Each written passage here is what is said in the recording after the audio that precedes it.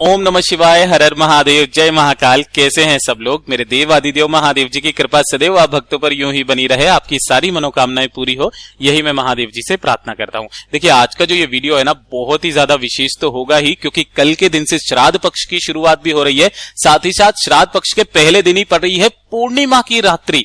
पूज्य गुरुजी ने जो इन दोनों का जो संयोजन होता है, उसके ऊपर एक कथा का भी वर्णन किया था, जिसमें समुद्र मंथन के दिन का वर्णन किया गया था।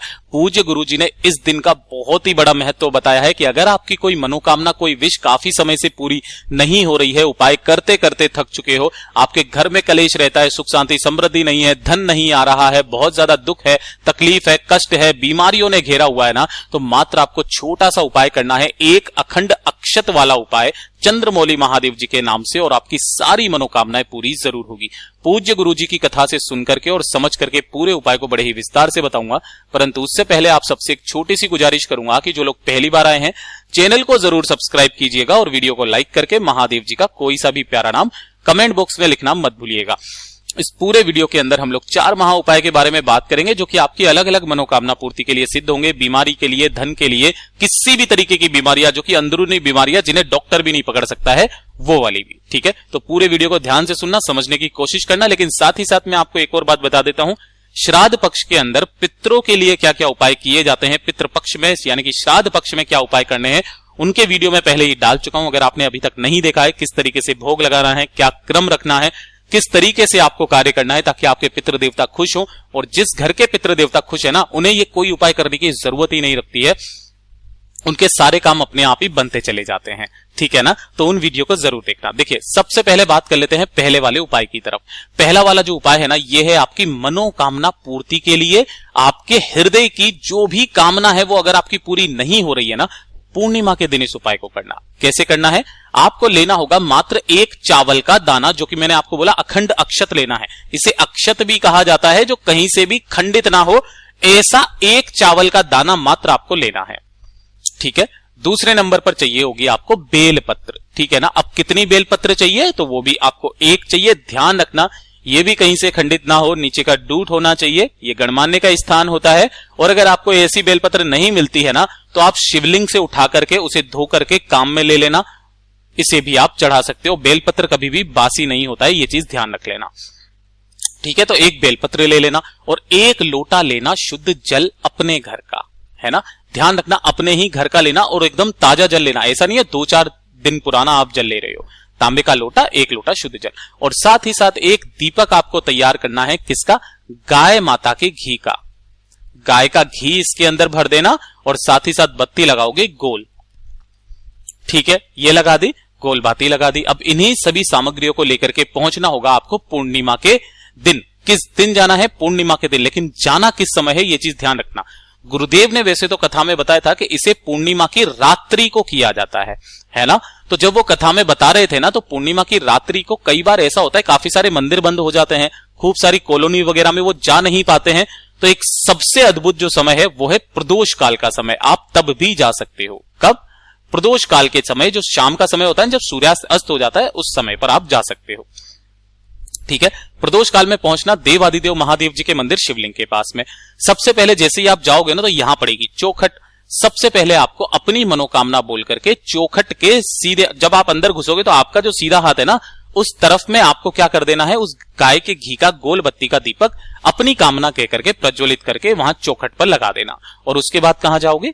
अंदर जाओगे। अंदर जाने के बाद देव आदिदेव महादेव जी की शिवलिंग के पास उत्तर दिशा, नॉर्थ डायरेक्शन की तरफ मुंह करके खड़े हो जाना। अब ध्यान रखना महाराज, क्रम का एक नियम है, उसी नियम से आपको फॉलो करना है।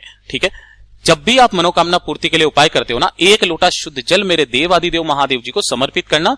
ओम नमः शिवाय, श्री शिवाय नमस्तुभ्यं पंचाक्षरी मंत्र, षडाक्षरी मंत्र का स्मरण करते हुए कर दिया। उसके पश्चात आपके पास में जो एक अक्षत है, यानी कि चावल का दाना, उस चावल के दाने को आपको शिवलिंग पर समर्पित करना है।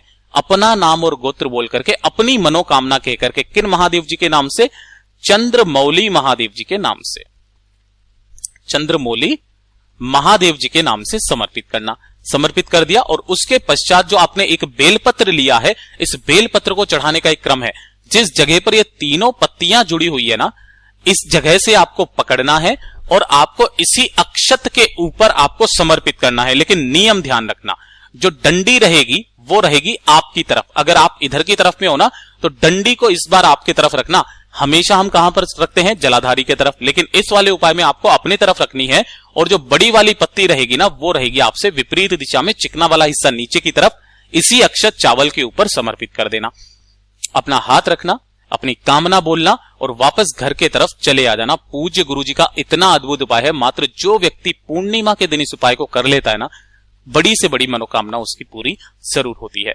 यह हो गया पहला उपाय। अब बात कर लेते हैं दूसरे वाले उपाय की तरफ कि अगर आपके परिवार में कोई सा भी व्यक्ति ऐसा है, देखिए पूर्णिमा की रात को बड़े से बड़ा रोग, बड़े से बड़े बीमारी, चाहे श्वास की बीमारी हो, चाहे दमे की बीमारी हो, अनिद्रा की बीमारी हो, रात को नींद नहीं आ रही है, काफी सारी ऐसी अगर शरीर में बीमारियां है ना, अक्सर जो वृद्ध आदमी होते हैं, पुरुष होते हैं, उनको ये इस तरीके की बीमारियां होती है, उनके लिए आपको पूर्णिमा की दिन ये वाला उपाय जरूर करना है।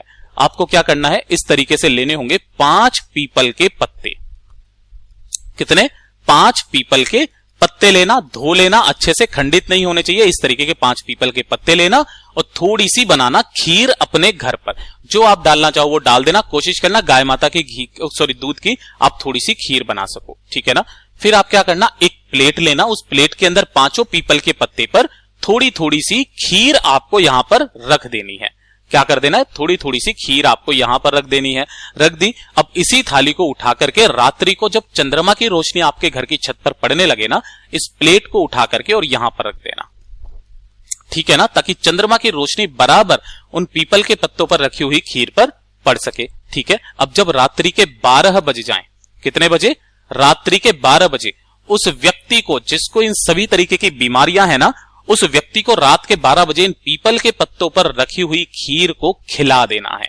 मात्र 1 से 2 पूर्णिमा करके देख लीजिएगा, उनकी सारी बीमारियां खत्म जरूर होगी। पूज्य गुरुजी का ये वाला उपाय बहुत ही ज्यादा खास और अद्भुत है, जरूर कीजिएगा।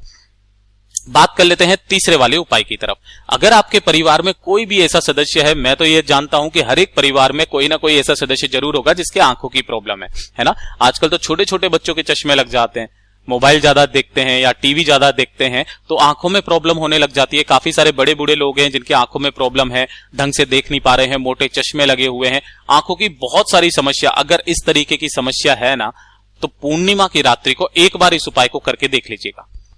करना क्या है, जिस तरीके से आपने 5 पीपल के पत्ते अभी लिए थे ना, इस वाले उपाय के लिए, आंखों के उपाय के लिए मात्र आपको 1 पीपल का पत्ता लेना है, उसके ऊपर खीर रखनी है और इस खीर को आपको चंद्रमा की रोशनी में यहां पर रख देना है।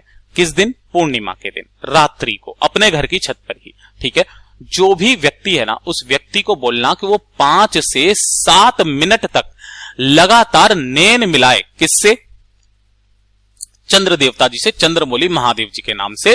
और फिर उसके बाद में जैसे ही लगभग 12 बजे का समय आने लगे, इस वाली खीर को उस व्यक्ति को खिला देना, उसकी आंखों की समस्याएं धीरे धीरे करके खत्म होने लगेगी, ठीक है। अब बात कर लेते हैं सबसे आखिरी उपाय, चौथा उपाय, जो कि सबसे ज्यादा अद्भुत और सबको करना चाहिए ऐसा उपाय।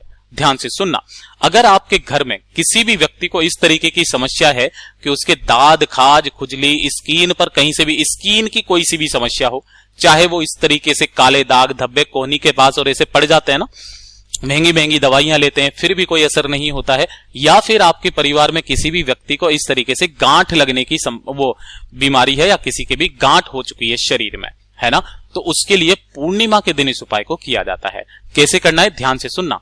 आपको इस तरीके से दीपक तैयार करने हैं। कितने दीपक? 21 दीपक तैयार करने हैं, ठीक है ना। इन सभी दीपक के अंदर भरोगे गाय माता का घी। गाय का घी भर लिया और इसके अंदर लगाओगे गोल बाती, गोल बाती भी लगा ली, ठीक है। अब इन्हीं सभी 21 दीपकों को आपको करना क्या है, एक प्लेट लेनी है इस तरीके से और सारे के सारे दीपकों को इस तरीके से आपको रख देना है।